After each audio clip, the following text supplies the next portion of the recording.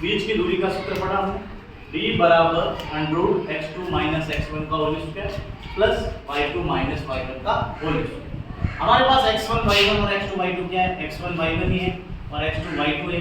तो जैसे अपने x2 की जगह x2 रखेंगे तो x2 ही आएगा, x1 की जगह x1 रखेंगे तो x1 ही आएगा। तो बीच की दूरी का हमारे पास क्या आ गया निर्देशांक, b बराबर √ x2 - x1 का whole square plus y2 - y1 का होल स्क्वायर। ये पहले प्रश्न का अपने आंसर। अब दूसरा प्रश्न क्या है अपने, यदि a b c d चार निर्देशांक दिए हुए हैं किसके, समांतर चतुर्भुज। समांतर चतुर्भुज के चार शीर्ष दिए हुए हैं, चार बिंदु दिए हुए हैं, अपन को a का मान ज्ञात करना है। तो समांतर चतुर्भुज बनाते हैं अपन, ये समांतर चतुर्भुज बनाते हैं। चार बिंदु दिए हुए अपन को a b c d, क्रमागत दिए हुए लगातार। a क्या है -2, -1, d क्या है 1, 0, c क्या है 4, b और d क्या है 1, 2। ये चार बिंदु अपन को दिए हुए, अपन को क्या निकालना है, a का मान। ये जो a बिंदु दिए इसका अपन को मान ज्ञात करना है। समांतर चतुर्भुज में क्या होती है, आमने सामने की भुजाएं बराबर तथा विकर्ण जो होते हैं, समांतर चतुर्भुज के विकर्ण हमेशा मध्य बिंदु पर प्रतिच्छेद करते हैं। यानी AC का जो मध्य बिंदु है, AC का मध्य बिंदु बराबर BD का मध्य बिंदु, ये समांतर चतुर्भुज का सूत्र बन जाता है।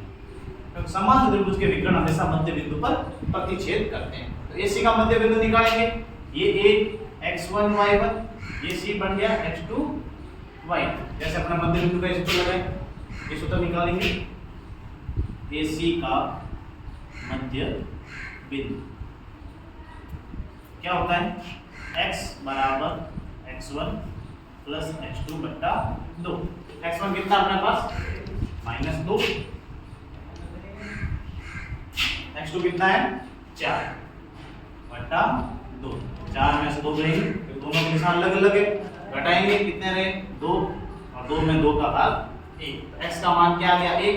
उसी प्रकार y का निकालेंगे, y1 प्लस y2 बट्टा 2।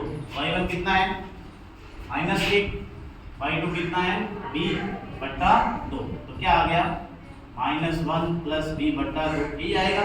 तो b का मान हमारे पास है नहीं, xy का मान है, उसी प्रकार bd का भी निकालेंगे अपन। bd का मध्य बिंदु x बराबर, अब bd को लेंगे, ये बन गया x1 y1, ये बन गया x2 y। x बराबर x1 प्लस x2 बट्टा 2।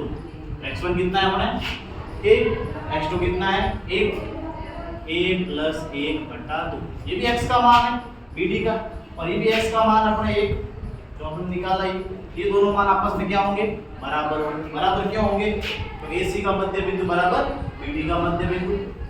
पक्षांतर कर दो इसका, तो 2 का भाग हो रहा है, भाग का पक्षांतर क्या हो गया गुणा 1 प्लस 1 बराबर 2।